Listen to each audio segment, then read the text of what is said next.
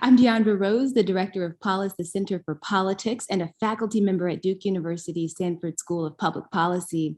It is a delight to welcome you to today's special event, a conversation with Ambassador Thomas Nides, moderated by Polis's distinguished fellow, Ambassador Miriam Sapiro. Today, our guests will discuss the U.S. Israel relationship, including shared interests and challenges, as well as U.S. policy toward the region.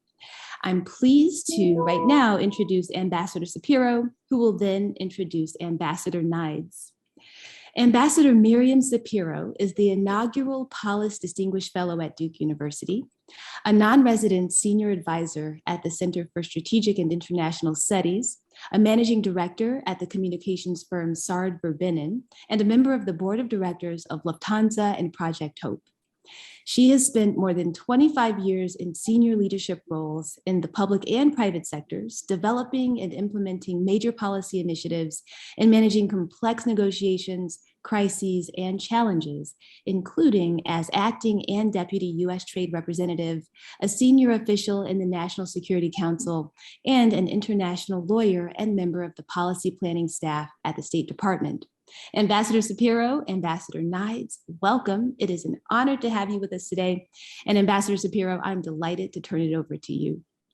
Well, thank you very much, Dr. Rose, for your inspired leadership at Polis in building a really vibrant political center at Duke. Mr. Ambassador, my good friend, it is truly a treat to have you with us today. You're no stranger to Duke, since we're both proud parents of Duke graduates. But let me say a bit more about your other achievements for those in the audience who may not know you as well. Tom was confirmed as U.S. Ambassador to Israel last November. Before that, he was Managing Director and Vice Chairman of Morgan Stanley. His previous government service includes serving as Deputy Secretary of State for Management and Resources, and also serving as Chief of Staff to the U.S. Trade Representative, Mickey Cantor. He's also worked on the Hill for Speaker Tom Foley, among others.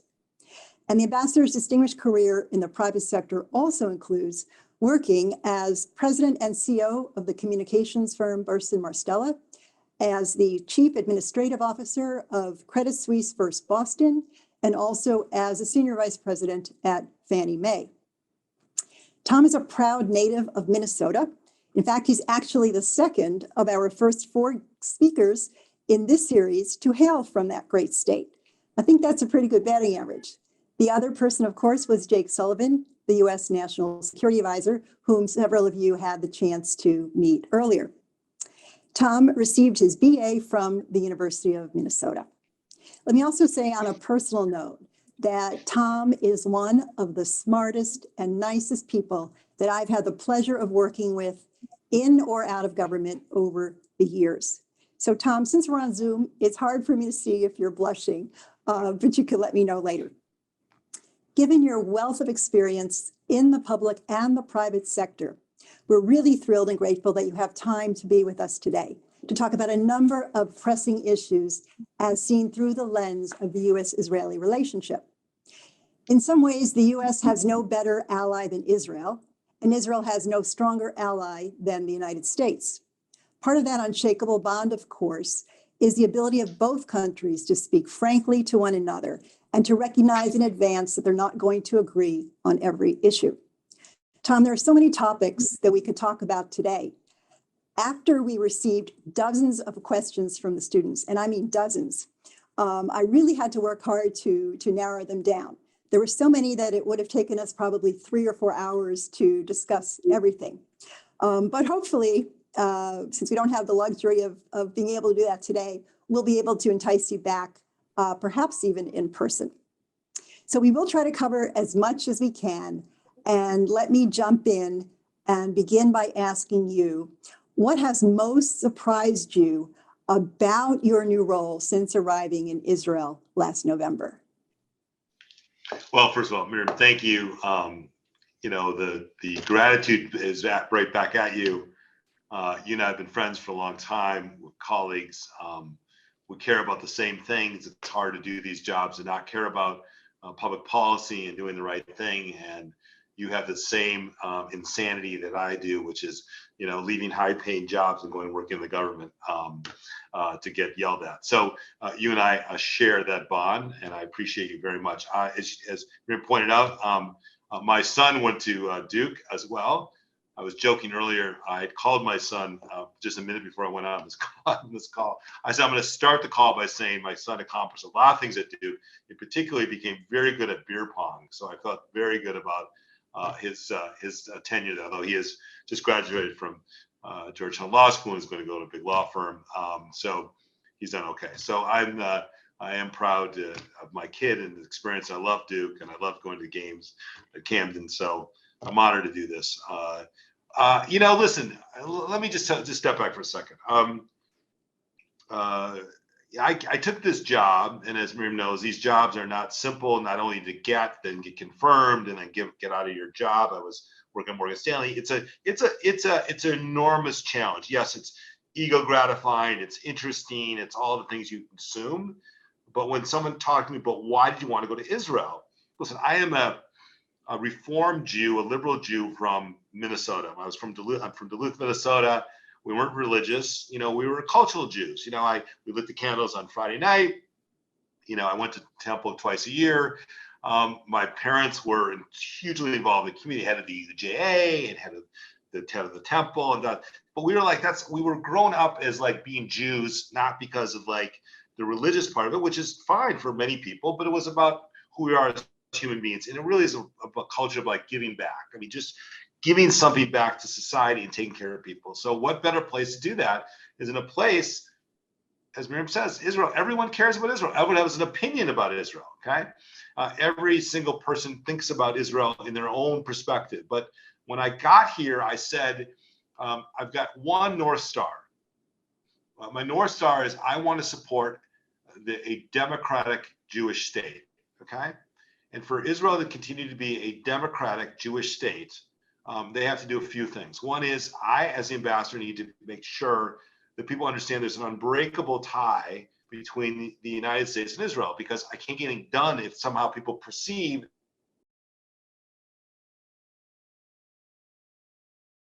The last we heard was North Star. And I'll make this really quick. I have a North Star. It's about making sure Israel continues to be a democratic Jewish state, okay?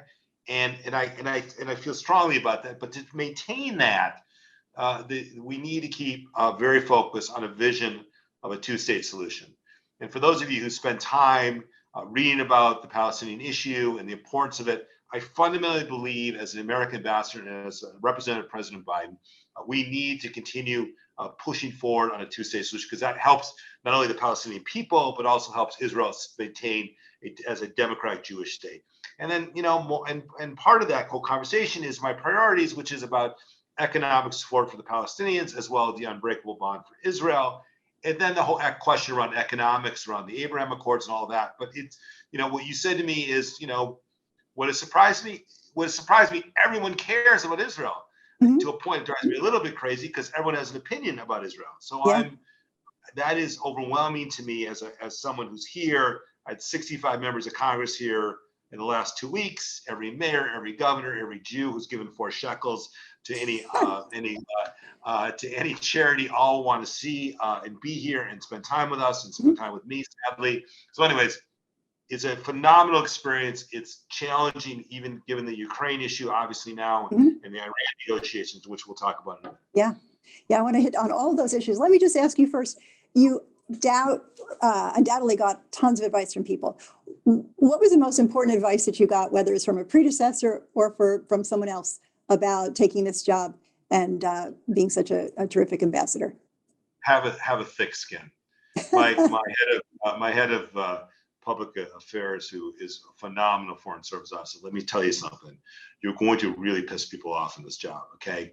Because ultimately, everything you say, someone's going to be on the other side of it, and you better have. And so it's very funny. I never did any social media, and one of the reasons I got confirmed unanimously, I didn't write anything stupid. I give all of you, for those of you who love Twitter on this, who are listening to this, and Instagram, I know most of you don't do Facebook anymore because that's for old people like me. But the reality is I never had any social media account until I got to this job. And now they're like, oh, Mr. Nides or Mr. Abbas, you got to be Twitter. So I'm doing Twitter every day, right? I'm a Twitter guy. And all my staff thinks I'm like a Kardashian because now I'm obsessed with my likes and who's watching me and all that. Then my kid told me, hey, by the way, you should, if you really want to see what people think about you, you should press on the top button and they can see what people are saying about you on Twitter. Do not do that in a job like mine because the crap people are saying is so disturbing. And someone said to me, you should understand, sir, the people who are on Twitter who are sitting in their basement responding to you are not like real people. I said, well, they're real people. They don't like me. So anyway, bottom line is you got to have a thick skin. Thick skin. You got to care what you care and move forward. Good. That's great advice for a lot of things. Let me ask you, what's the biggest difference in your view between the approach that the Trump administration took to U.S.-Israeli relations and the approach of the the Biden administration? It's a really good question, Miriam. I am trying not to be ideological in this job. Okay. Yes, I am a Democrat. I'm a liberal Democrat, but I do not approach this job with politics in mind because ultimately I just want to do the right thing. I really do just want to do the right thing. And people may decide what I am doing is not, in their view, the right thing. So I will meet with anyone, the far right, the left, the center. I want to be I know it's going to sound corny. I do kind of want to be the people's ambassador when it comes to Israel because, and I really want to hear everyone's voices. Maybe that again, David Friedman, who was my predecessor, he's a pleasantly nice guy. I don't necessarily agree with some of the things that the Trump administration did vis-a-vis Israel, but I would never question his motivations or his patriotism. And so I really do elections have consequences, guys. And I have a philosophy, which is basically the philosophy that Joe Biden has basically said he wants people to operate in his government, which is, we work for the taxpayers. We work for the American people. We don't work for Joe Biden per se. We don't work for Tom Nides. Leave your ideology at home. Try to do the right thing. And that's sort of what I want to do. And that's how I've kind of conducted myself. That's also sage advice for a lot of things. Let me ask you, what do you see, having been in the job for several months already, what are the three biggest challenges that are facing the U.S.-Israeli partnership right now? There's a lot of them. I mean, one I think, as I started with saying, is that we must every day keep continuing to make sure everyone understands it's an unbreakable bond with the U.S.-Israel relationship. And that sometimes gets, difficult at times when we are on different sides of the issue. But number one, the unbreakable tie. Number two, this question around Iran, and we'll get into the Iran, I'm sure, discussions in a minute. But obviously, if you read the newspapers, you'll realize that the United States is very much in forward-leaning vis-a-vis getting into a new Iran nuclear deal called what was before the JCPOA and what comes next. And then I think third is, China. Very important that the Israelis understand the importance of the trade issues around China and the importance, given that the fact that the Israelis are an export of technology, because they in the business of kind of dual use technology, who that technology is going to and how it's being used. And so, we're reflecting, none of these are big. I mean, Iran obviously is important, but there's always tensions in the relationship. But I'll tell you though, I was shocked at the cooperation between the U.S. and Israel across the board. Our defense relationships with Israel and the IDF and Israel and our, intelligence operations, and in the White House. I mean, one of the things that does drive me a little crazy is that the Israelis do have great relationships across the board beyond me. And so the bond here is linked, and that's sometimes frustrating, as Miriam knows. Sometimes you don't know exactly who's having what conversations, and you kind of always are constantly playing catch up. But I think generally speaking, there's very few issues that are showstoppers. And I give Prime Minister Bennett, who is the Prime Minister with this coalition, an enormous amount of credit, because he is doing everything he can to keep the bond between the Israel in Washington and with this administration lock solid, and that helps us get the things we need to get done. Mm-hmm. Yeah, and I do want to talk about Iran and China in a minute. Let's turn for a moment, though, to Ukraine. The situation there is horrific, and no one knows how much longer the Ukrainians can hold out. We know that Prime Minister Bennett, along with several other leaders, has been trying to mediate and see whether there is some kind of solution short of war possible between Moscow and Kyiv. I wanted to ask you whether the United States has encouraged Prime Minister Bennett to take on that role. Yes. I mean, listen, let me just first step back and say, listen, Putin is a madman. Okay? Putin is a madman. Putin is killing hundreds, if not thousands, of innocent people, including maybe up to 15 to 20,000 of his own troops. Okay, I don't think Putin ever assumed that he wasn't going to be able to roll into Ukraine as he did in Crimea. I think his view was he'd roll in, maybe it would have some lasting kind of ground troop incursions once he took over the government and the Ukrainians would go underground. I don't think he ever believed that the Ukrainians would fight like they're fighting. And I give, as someone who's been involved in foreign affairs for a long time, as Miriam has, it just, it's terrible what's happening to Ukrainian people, but it's also beautiful how the Ukrainian people are standing up for themselves and fighting in militias and people, kids with guns. I mean, it's remarkable what these folks are doing to save their country. And I think, number two, I think what the president has done, Biden, among the world, is united the world against this madman. And those sanctions that have been put in place have totally and completely devastated Russia. I mean, rumored was the next day or so they're going to default on their debt. Every major company has left Russia. Their economy has been completely crushed. And once your Russian people are able to get more communications and they can hear what's going on, when they find out that not just 320 people have died, as Putin has been telling people, but potentially several thousand Russian kids have been killed, and what the impact on their economies is going to be, I think they're going to have a wake-up call. So we encourage everyone to have conversations because more information is better. Obviously, the Prime Minister has been in close contact with Jake Sullivan, who was on here recently, and with the President about what efforts are trying to do.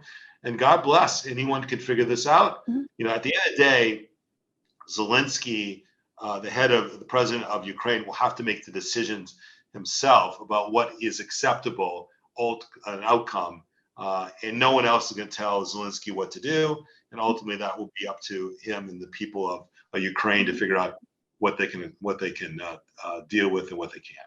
Right, and it also remains to be seen whether Putin really is serious about a solution short of full out. Yeah, you're 100% right. I think Putin is a wild person trapped in a corner, and people who are in that position sometimes do things that no one ever anticipated them doing. Yeah, no, and as President Biden has said, we have to be ready for whatever comes next, and he really has done a terrific job of rallying the allies and partners against Moscow. So let's hope that continues. Let me ask you whether you think that Prime Minister Bennett might have a chance of success. What do you put his handicap at on this question? I think. Listen, I hope, but Putin has played every world leader.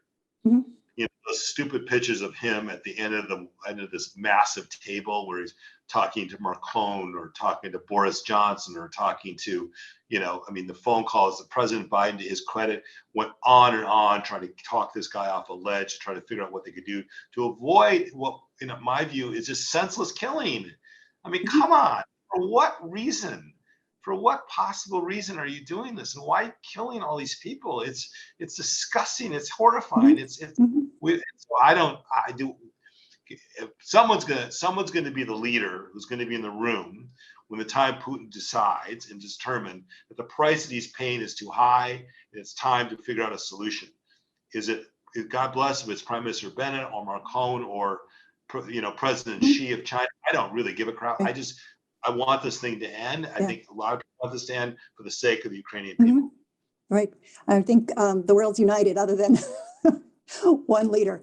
And we even, as you said, hope that China might be able to play a constructive role. I think that still remains to be seen. Turning to China, it's a great segue there.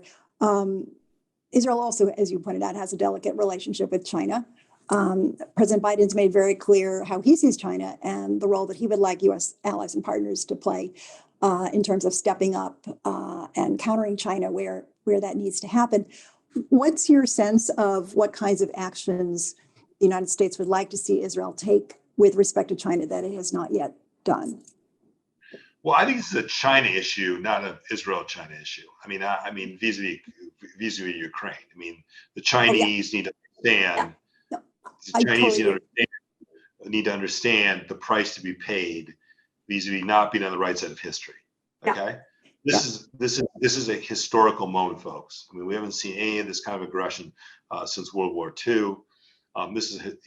China needs to be on that, and I think as China looks around, and Miriam, you know as much about this as I do, if not more, they look around about this magic formula that the Chinese have vis-a-vis their economy, and ultimately the power of the Chinese government is the power of their economy. If they believe that what's going on in Russia could have dramatic impact on their economic miracle, that is what's going to get their attention. And if there's any silver lining in any of this, which by the way, they're, in my view, hard to see any silver lining with innocent people being killed, it is the fact that when the world is united, when the world is united on economics, on sanctions, they can destroy an economy.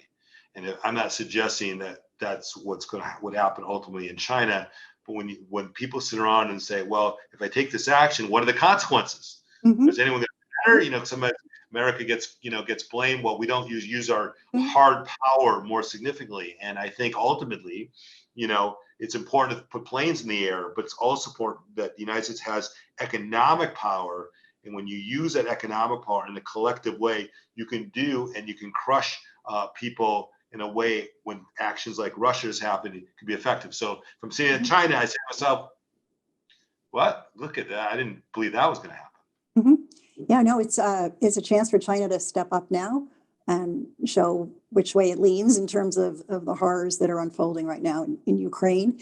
And it's also, I think, a wake-up call for China, who had thought that NATO perhaps would be unable to effectively coordinate to counter such an action in terms of Western unity. So I think it's certainly factoring that and the sanctions in as it looks to its own aspirations with the situation with respect to Taiwan and other places as well. I was asking more about the Israeli-Chinese relationship. Are there steps? I answered a different question. It's a great answer, though. I'm glad you did. I'm glad you did. But I was just wondering, in terms of dual use. I'm learning that. I'm learning that in diplomacy that I can reflect and then talk about something else. No worries. Here's the deal. I think it is. The Israel has a lot of technology, as I mentioned earlier, that is desirable to be sold across the world. It's not, no one is going to be surprised at the fact that they produce a lot of stuff here. They are the startup nation. Their ability to produce technology, cutting edge technology, is only second by maybe the United States.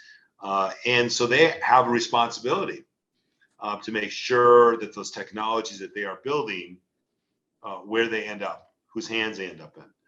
And, we're not dictating to any country who they can sell things or not sell things to, but I think they realize that they're going to have to be careful when they decide to send something or sell something to X. They do not want to wake up in the morning and realize that the technology they sold to someone's in nefarious hands. Israelis have no interest in it. Israel is a democracy. They have open, free speech. They're very supportive of NGOs and ability for people to speak freely. I do not believe Israel would be at all interested in making sure that what they have is somehow being used to go break down the democracies which Israel stands for. So again, I think we have to basically, and as we've been continuing to encourage the Israelis to have systems in place to make sure that where the end use of these dual technologies end up, they have to be responsible for that, and they understand that. I think you said it so well. I mean, Israel is a vibrant democracy, as we all know, and so it's important to stand with and on the side of democracies in terms of approaching those kinds of issues. Let me just turn for a second back to Iran, which you mentioned is an area of challenge. Israel's made no secret of its opposition to the old deal and to a new deal. Negotiators were on the verge of a new deal last weekend when Russia made unreasonable demands regarding sanctions and seeking a carve-out. with respect to business with Iran, and the US and others said, no way. But I guess on the assumption that this issue and the idea of a deal will still be very much with us for a while until we know whether it's a go. What do you say to your Israeli colleagues about the US position that can either reassure them or help them understand the US interest here? So let's be, as honest as I can, and among our friends of the hundreds of people who might be listening to this. Just look. Okay, let's step back. I don't want to be partisan about this because, and for those of you who are on this call who understand how we got here, but just to spend 1 minute educating people. Okay, as you know, under the Obama administration, we signed a JCPOA, which was basically the agreement that would slow down the Iranian enrichment program for a period of time, basically stopping the Iranians from actually getting a bomb. It wasn't a perfect deal, but it's a deal we signed over the opposition of the Israelis at the time. President Trump came in and ripped up the deal. Okay, ripped the deal. That was 5 years ago. Ripped the deal. So where are we today? We are a week away of the Iranians having the ability to have enough enrichment uranium to create a bomb. Okay, that's just a fact. That's not Tom Nides, a Democrat ambassador. That's just a fact, and Israelis know that. And President Biden has been very clear that he will not stand by and let the Iranians have the ability to create a nuclear bomb. I just want to point out to people, Russia has a nuclear bomb. They have many nuclear bombs. And the reality of this is, just think about this for a minute. What happens if Iran today had a nuclear bomb? One of the reasons we are not getting engaged in a no-fly zone with Russia and the actions we're taking, we're delicately walking because they're a nuclear superpower, right? We do not want to get into a war with Russia, and we certainly don't want to get into a war with a madman who has tactical nuclear abilities. So just think about it for a second. This could be Iran. So we have an opportunity today to try to get back in a deal, and not a perfect deal by any stretch of the imagination, but to stop the program right now with the Iranians for a period of time, to let the Israelis do what they need to do around the region to make sure they're not put at intentional risks. So this agreement, if the agreement is ever going to get done, and I have no idea, would basically slow the program down so the Iranians would not be a week away from breakout, which means getting a nuclear weapon. And then ultimately, we would work with the Israelis, as we've done over and over and over again, to continue keeping them safe among the proxies. One of the things you're going to hear about this is that if the United States gets back in this deal, or the world gets back in this deal, that the Iranians are going to have a bunch of cash that have been sanctioned. That's probably true. So the reality of this is that the Israel and the world community will work to make sure that Israel is secure from those people who want to do damage to them that live in Syria or Lebanon and Hezbollah. So I don't want to overplay how great this is, a great deal. That's not at all. We want to stop the Iranians today, not tomorrow, but today, from getting the ability to have a nuclear weapon, because the lesson needs to be of what's going on in Russia right now. And the president has been very clear about this. He will not stand for the Iranians to have a nuclear weapon. And that's a compelling analogy to think about in terms of Ukraine and Russia. We'll come back to that again if we have time. But I wanted to ask you about another issue you raised that's very important, and that's the notion of a peaceful settlement to the Arab-Israeli conflict. And of course, you mentioned the importance of a two-state solution. I guess I'm curious as to whether or not you believe that there could be an agreement reached during your tenure, and also whether a two-state solution is still feasible for Israelis, and whether it's also still feasible for Palestinians. It's a great question. Tim Kaine, a senator from Virginia, asked me that question at my hearing. You were more artful the way you answered the question. Tim was our guest, our last guest 2 weeks ago. So he basically asked me the same question, and I answered it this way. We cannot want peace more than the parties want peace. And when I mean parties, both the Palestinians and the Israelis. So I'm under no illusions right now that I'm going to be going to the Rose Garden and having a Henry Kissinger moment, okay? And being able to, get the Nobel Peace Prize. Although it would be nice to have it, to be honest, it'd be a nice resume builder. But hypothetically, that's probably not going to happen on my watch. You don't need it, Tom. But you know what the hell? But that said, the President Biden has made it clear his job is to make sure that we do not create the atmosphere that we can't get a deal done, that we make sure that the parties keep the options open to get a two-state solution done in a way that affects both Israel and the Palestinians. And so we have leaned aggressively in this idea that we believe for Israel, to continue Israel to be a democratic Jewish state, we must not give up the vision and the hope for a two-state solution. In the meantime, my job is to make sure the parties don't do stupid things, okay, that make it more difficult to accomplish that goal. And you'll say, what is the stupid things? It's like, for Israelis, as they know, our position of the United States is not to do settlement growth in the West Bank and or in East Jerusalem. We've been very clear about that from the beginning, and I have these conversations with the Israelis, and to their credit, they listen to us, and they've been very helpful in slowing many of the things down. But we work with the Israelis on that because every one of those decisions have impacts on a potential two-state solution. And for the Palestinians, they have these things called martyr payments, paying individuals who have either murdered or killed Jews. They can't do that. It's got to stop. The martyr payments must stop.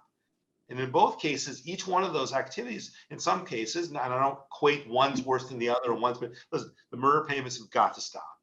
And everyone understands that. And so my view of this is that I want to be clear, and then at the same time giving opportunities to the Palestinians for the same security and opportunities that the Israelis have, and helping them with assistance and helping them with opportunities for jobs and security. That's also part of this. So at the end of the day, we strongly believe in a two-state solution for the security of the state of Israel and for the security for the Palestinian people. And if we can do that, or at least keep the platform ready to do that, I think we'll all be a much safer world. Of course, the landscape's changed a lot since you and I served in the Obama administration in terms of the Abraham Accords. It's a vastly different environment in a good way. I'm curious whether you now feel Israel is accepted as just another state in most parts of the Middle East, and whether you think that other countries in the region who have not yet recognized Israel are likely to do so. Yeah, listen, I think, first of all, again, not being particularly partisan in this job, I think that the Abraham Accords organized and created and executed by the Trump administration and with the concurrence of Netanyahu and the Israeli people. But be clear, Yusuf al-Attaba and the Emiratis played a significant role in putting this together, is great. So I'm on record. I believe in the Abraham Accords. I call them the Abraham Accords. I work daily on activities around the Abraham Accords. I talk to the Bahrainians and the Moroccans and the Emiratis. I should tell you that the Egyptians and Jordanians, who are early adopters on normalization, I give them credit as well. That said, Israel lives in a very, very dangerous place, okay? When you have characters like the Hezbollah, okay, shooting rockets, potentially ballistic missiles into Tel Aviv or in Jerusalem or anywhere else, Israel is still in a very, very difficult place. And that's why the United States is lockstep with Israel for its security. So would I love to have, more normalization? Sure. My view of this is my job as the American ambassador is to go deeper with the countries that have currently signed on to the Abraham Accords and get the White House, all the smart people at the White House, to go broader and get additional countries to join the Abraham Accords. The more countries that join the Abraham Accords and normalize with Israel makes not only Israel safer, but the region safer. So I'm all in, exceptionally supportive of it, and hopefully more countries will join.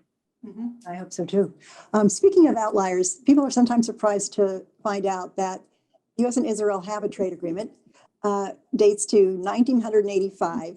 It was actually the first trade agreement that the U.S. ever did. And being the oldest that the U.S. has, I'm curious, and given that we both worked at USTR, have you had a chance yet to delve into any trade issues? And do you see any opportunities for modernizing this fossil of an agreement? Yeah, listen, as you know, you just mentioned it's within, I think it was in '85, the agreement was signed. There's $50 billion yearly in bilateral trade between Israel and the United States across all sorts of industries.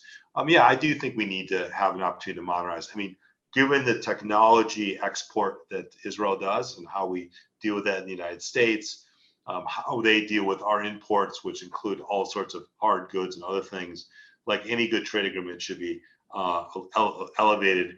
I'm in constant dialogue with the Bennett administration on different opportunities to increase it in particular goods. Listen, there are arguments going to happen. There's going to be, listen, as Israel economy continues to grow, use like healthcare, right? Pharmaceuticals, all the things you and I have worked on, there's all sorts of impediments vis-a-vis what Israel should be doing as vis-a-vis the American pharmaceutical industry.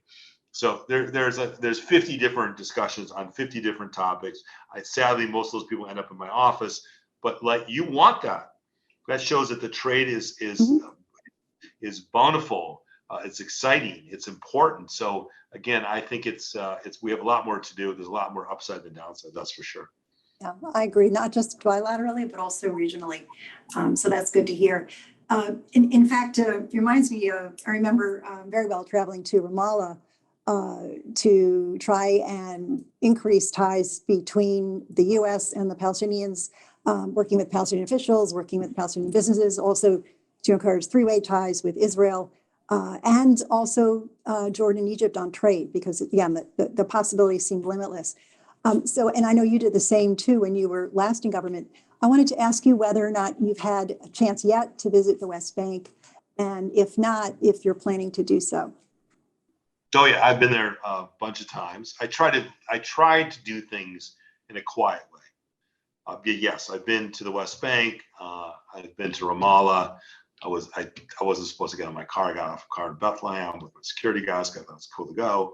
I'm working every day to try to make life a little bit better for Palestinians. We have a Palestinian unit that works independently of me, who spends enormous time every day going in and out of the West Bank. So I don't want to impede their ability to do their job. So I don't want to come in and be that guy. But there are times where I believe it's important for the American ambassador to do some things.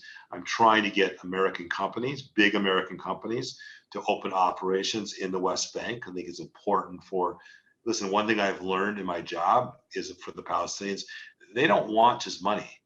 I mean, just to be clear, I mean, Democrat and Republican administrations alike have tried to basically, buy the peace, right? To buy it off. It doesn't work with the Palestinians. Palestinian people wouldn't, sure, they want money, like America, everyone wants money, but that's not going to change the dynamics. They want their own economy, a growing economy, a prosper economy. They don't want to be just a grant recipient. And one of the problems that the Palestinians have, actually, in a certain way, is their incomes are although compared to Israel, obviously, are materially lower, but compared to some other countries in the region, the economy here is stronger than many. And so, they look at themselves not as a recipient of donor money, but how do they boost their own economy? So I do things like trying to get American companies, big American companies, to open operations in the West Bank. And I think the Palestinians would very much like that if we could do that. So that's how I'm focusing on it. And so I don't go every week. I meet with Palestinians here in Jerusalem as much as I can, and want to be, again, I go back to this theme. I know it's silly to say, but I will say it again. My North Star is a democratic Jewish state. And I think a strong Palestinian community who believes in the same values only strengthens Israel's ability to be a democratic Jewish state. I believe in a two-state solution. I believe in my heart about a two-state solution. And it's not going to work for Israel to have a one-state solution. It's not going to be good for Israel. It's certainly not going to be good for the Palestinians. So we have to do everything we can to bring this together and to have a viable two-state solution. I couldn't agree more. And I think your recognition of the importance of working with the Palestinians to try to create the same kind of vibrant economy that Israelis have developed is going to be an important building foundational pillar for any kind of hope of a successful two-state solution. So thank you for doing that. I'm told we have time for one more question. So with your indulgence, I wanted to ask you about your own career path. And I will tell you, of the dozens of questions we got, a lot of them had to do with how your background in the private sector, especially in finance, may have helped you prepare for a career in public service. So I'd love to hear your thoughts on that, as well as which, if any, of your past positions have helped you prepare for your current role. Listen, the problem is this, and I'm a bad role model for my kids, because I kind of behave like a millennial. No, I love millennials, just to be clear, so I'm all into the millennial thing. But like every couple of years, I like shaking it up and doing different things, okay? And I give my kids all sorts of crap when they want to do the same thing. So they're like, well, Dad, you've had like 30 jobs. How can you give me grief? You can't keep a job. I tell my kids, you got to do this job for 2 years at least, maybe 4 years. And they're like, oh my God, you have no idea how bad it is. So I'm a believer in shaking it up, okay? I believe in shaking it up. And I've been very lucky, because I've had a lot of really good mentors who've taken care of me. Listen, I was a Pell Grant kid, okay? For those of you on the call who know what that is, that means I was really broke, okay? And we qualified for Pell Grants, and I took out student loans. My kids, fortunately, don't know what that is, but I do. And so I got lucky, okay? I did not go to a fancy Duke University. I went to a great school, University of Minnesota, but wasn't the top 6 school in the country or whatever you are on the stupid rankings. But so I got lucky, and I got lucky that I was able to work both in the public sector, the private sector, the public sector, private sector, and go back and forth. And I think it's made me like a better person. I work on Wall Street, which is not always loved by people in the government. And I worked in the government, and I guarantee it wasn't particularly loved by the people on Wall Street. And I think the way you become a better person is to understand where people think. I'll give you a really good example. I came here and I made some comments about settlement growth in the West Bank. I didn't mean to offend people. I didn't mean to offend people. But the U.S. position on settlement growth is what it is. But I wasn't attempting to try to attack individuals who live in the settlements. That wasn't my purpose. But my language was kind of like not artful. And a guy came to me who's a rabbi who lives on a settlement. And he wrote me a nice note, left it in my hotel room, and said, you know what? I really liked you at the beginning, but the language you use is a little inflammatory, and I'm really upset. I said, well, you know what? Like a lot of people would say, screw it, who cares about him? I said, you know what? Maybe he's right. So I picked up the phone and called him myself, like, don't call. What are you doing? I said, I'm going to call him. And then I went and had a drink with him, and we've been talking to him about how my words matter. And I've been trying to be, I learned that because I've spent time in different areas of my career. So I understood that people think about things in different ways, and it doesn't, because you disagree with them, doesn't mean you need to have, a fight with them, or you can't learn something from people who have different ideas or different beliefs than you. So I think one of the reasons I'm actually marginally okay at this job. I mean, I may get thrown out of the country, but I'm right now marginally okay, is I try to listen to people. I try to understand where they're coming from, even though I may just totally disagree with them, and try to adjust and not be so damn stubborn every time I have an idea that I think my idea is the best idea, because I have a bunch of people telling me I'm really smart. So I think it's a long way. It's a good lesson for all of you listening, not about me, but I hope many of you are going to have many, many career opportunities. And I guarantee you, everyone on this phone is going to hate one of the jobs they have, okay? It's impossible not to, okay? The friends of you who say, I love my job forever, they're boring, and it's just not true, okay?